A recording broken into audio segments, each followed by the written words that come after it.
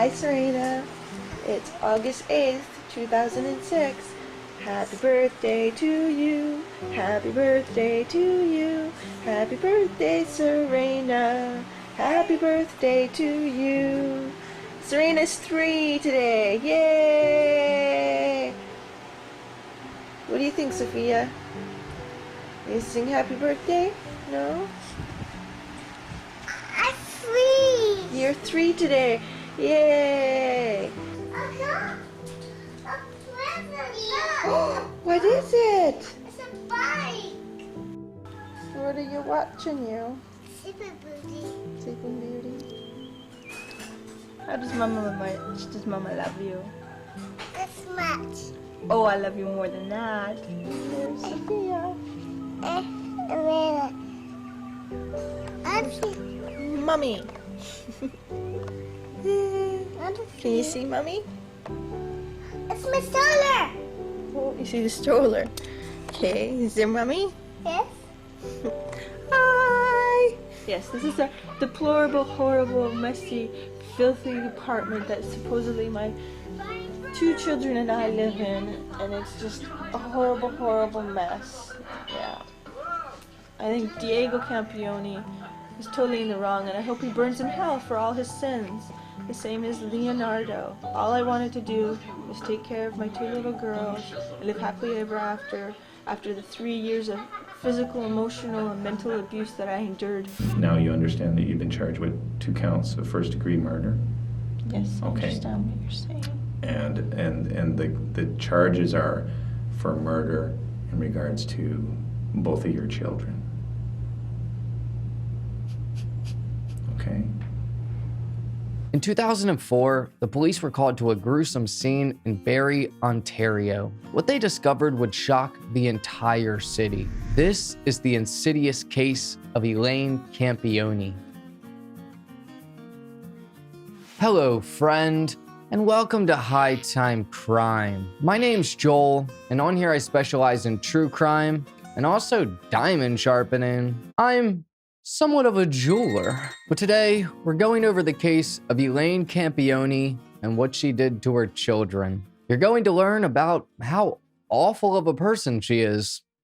Surprise! For our story, we're heading to Barrie, Ontario, or Canada for the first time. I do love maple syrup, but the city has a population of around 212,000 people, and it appears to be a nice place to live, eh? Oh man.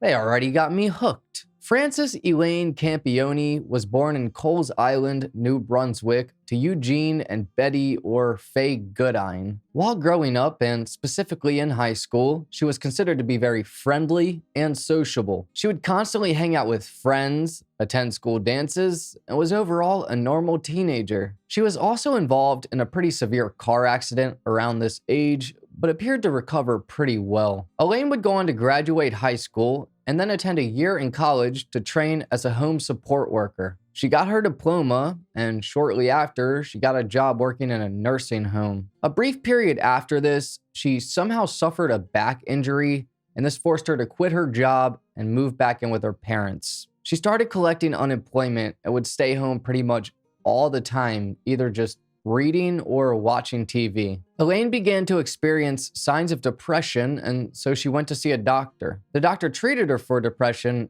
and migraines and suggested to her that she should move to a larger area. She followed the advice and ended up moving to Toronto, and she quickly got a job nannying. She was working for a local family, and she really loved the kids, and the kids really loved her. Sometime in 1998, she ended up meeting a man named Leo Campione. Her and Leo had what appeared to be an awful relationship that was supposedly filled with nothing but behavior. The first time Elaine's mother, Faye, met Leo, she said that things appeared to be tension-filled, that Leo was allegedly very critical of Elaine, and it seemed that she had to cater to what he wanted to keep him happy. Faye said that Elaine seemed very tired and on edge, and they were speaking very frequently, even over the phone. During later visits to Faye's house, she noticed that Elaine seemed to be reserved in her husband's presence. She had to do what he wanted and do it the way that he wanted. Elaine began to feel stressed out,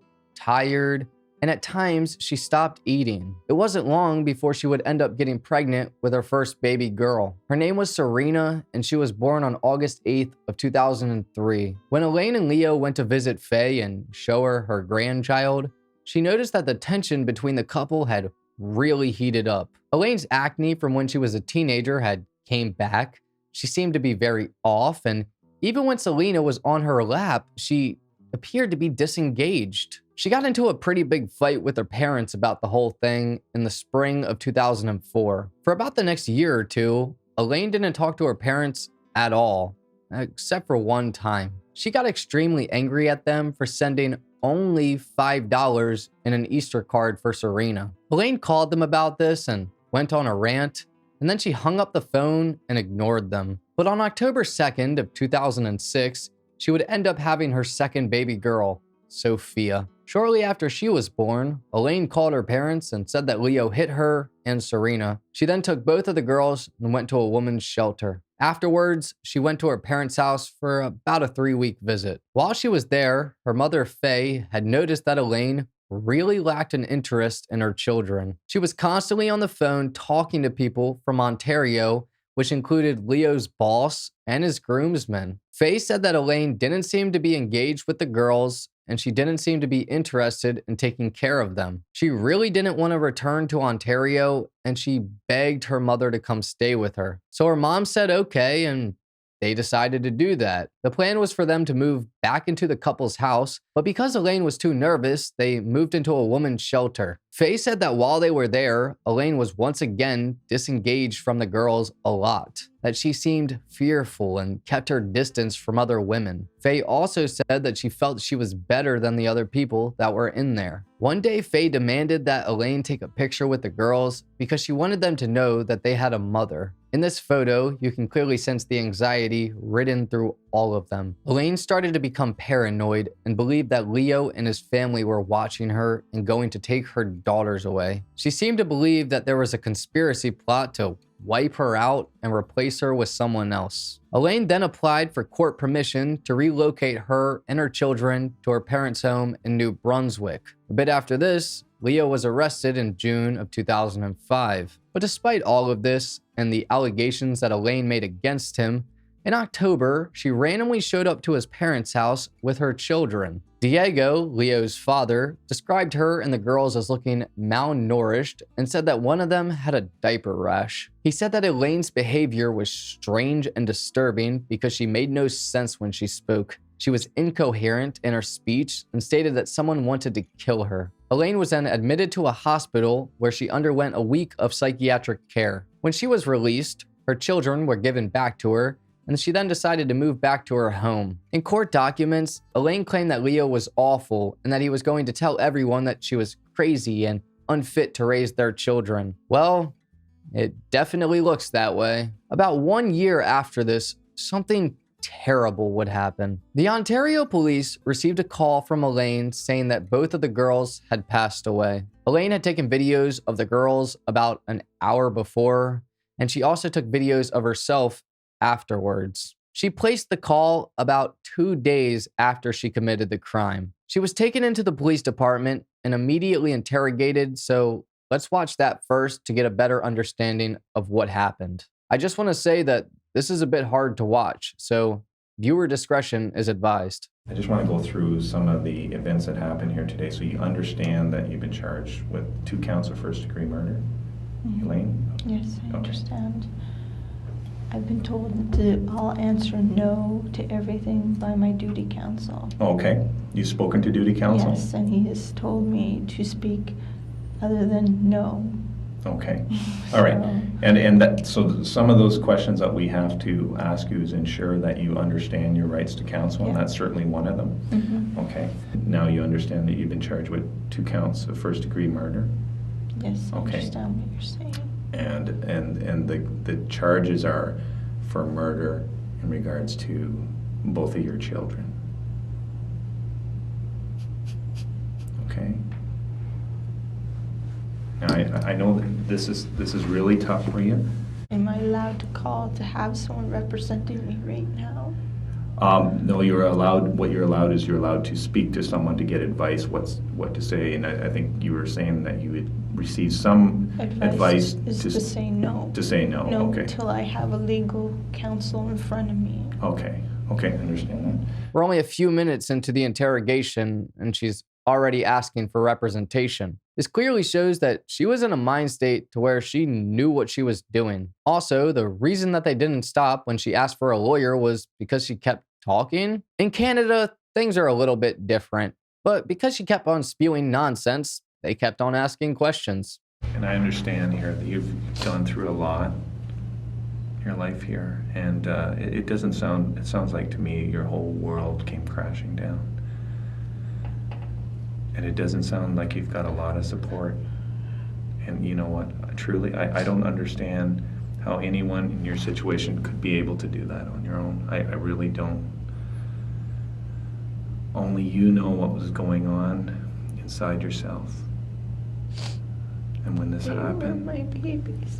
they're your babies, I know. Serena was playing in the living room, coloring, doing sign language. Mhm. Sophia was having a bath. We were videotaping. Mm-hmm. Everything was fine. Listening to music. Same as we always do. Mm-hmm. It's nothing's different. They go to bed between 7, 8 o'clock at night, every night. Mm-hmm. I kept them in a routine to keep them stable Mhm. because of the chaoticness of having to have a babysitter in the day or babysitter at night because he's dragging me into court for this and that. Meanwhile, my daughters are bawling their eyes out because they don't want me to be away from them. I know you love them. I can tell that. I can see that in your eyes. Where do you think your children are now? I assume my husband has them. Hope you understand you've been charged with murder.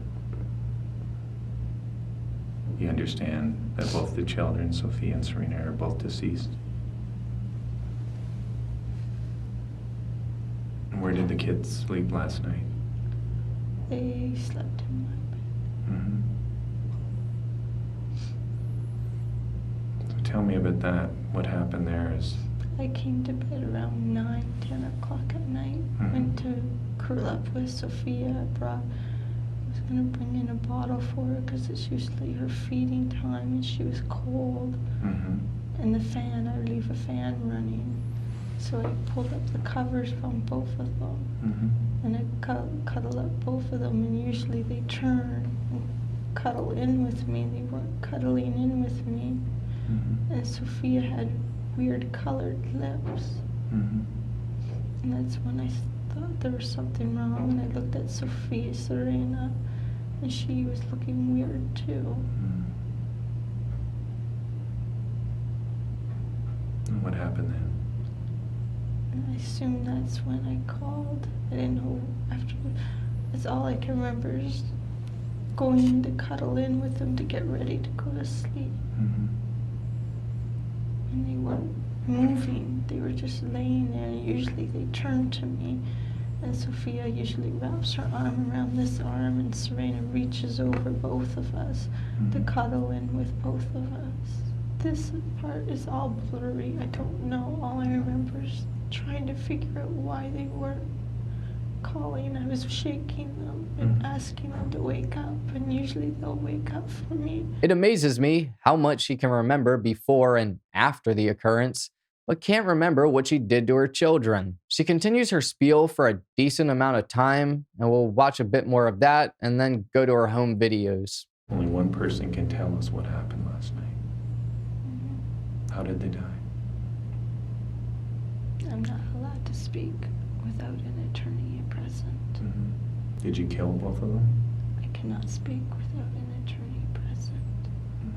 Now, when we do the autopsy, what are we going to find? Are we going to find water in the lungs? I'm not allowed to answer anything without an attorney. One of the things that I wanted to make sure is that they did die peacefully. Peacefully? Okay.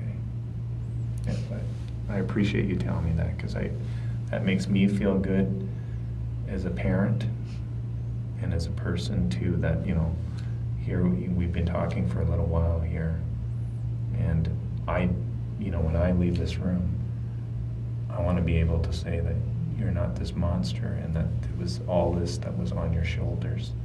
And if the day comes, I don't even know what I will say to them when I see them again. Because they knew nothing. They knew nothing. They trusted me more than Did they trust that what you were doing was the right thing? and only they can answer. Yeah. Now it's time to switch to what she recorded just after her heinous crime. These are also very disturbing to watch, so just a heads up. Recording this because Leo, there, are you happy? Everything is gone. You wouldn't give peace. You wouldn't tell the truth. I begged. You even had Stacy not believing me, telling her I had to sign papers when I didn't. I went to victim witness to get the truth. Trying, begging everyone the truth. How you beat me. 3 years behind closed doors, beat me when I was pregnant with Serena and Sophia. You didn't care about our babies. You didn't care about me. You cared about yourself. All you did was hurt us. I'm scared of you. I'm scared of everything, of your family. Everything you've told me over the years is the truth. And I'm just going to God, because God is the only one who cares and can protect me. Because you are the devil, Leo. You are the psychotic devil. Nothing's good enough for you. It has to always be your way. Well, they're good. And you can have it your way. Your wife and your daughters are dead now. We're all in heaven. And you just couldn't let me have it. You just couldn't let me have my happiness in life. I hate you. I truly, truly hate you. You can take your engagement ring and you can shove it where the sun don't shine because it's cursed. I truly believe it is a cursed ring. You wanted to win, you won. Are you happy? How does it make you feel? How does it make you feel? Because it doesn't make me feel great. I've lost everything my whole life. And I will never know what I would have become, what my children would have become. I had so many goals and ambitions, and you wouldn't let up. I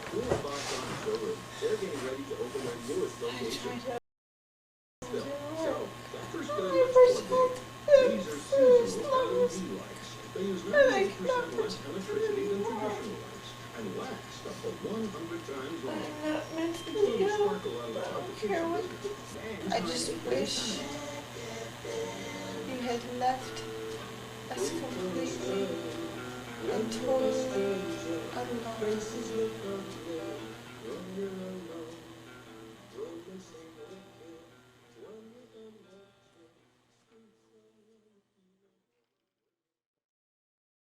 In those videos, she does nothing but blame Leo for what she just did. To me personally, it's hard for me to believe a word that Elaine says. She was professionally interviewed by a psychiatrist, and they deemed her to be psychotic. A neighbor of Elaine's named Ruth was a pretty good friend of hers and was in constant communication with her before and after what she did to the girls. Ruth asked her over the phone during one of their calls while Elaine was in jail, what happened to the girls? Elaine replied by saying that they were in the bathtub blowing bubbles. She then drowned them by putting their heads in the water.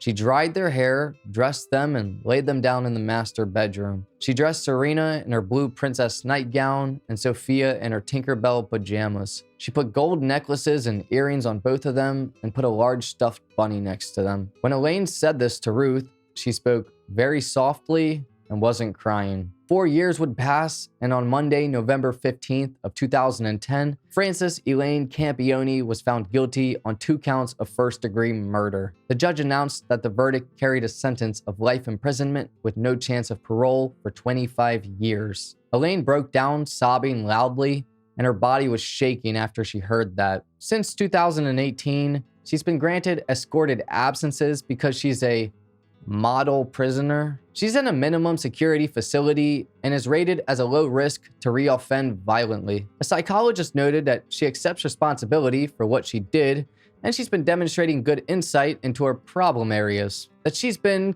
compliant with treatment. To me personally, Elaine is an awful human being. Watching her interrogation footage, it's hard to sympathize with her when you look right through her. She knew everything, but what happened to the girls? And when that question was asked, she wanted a lawyer.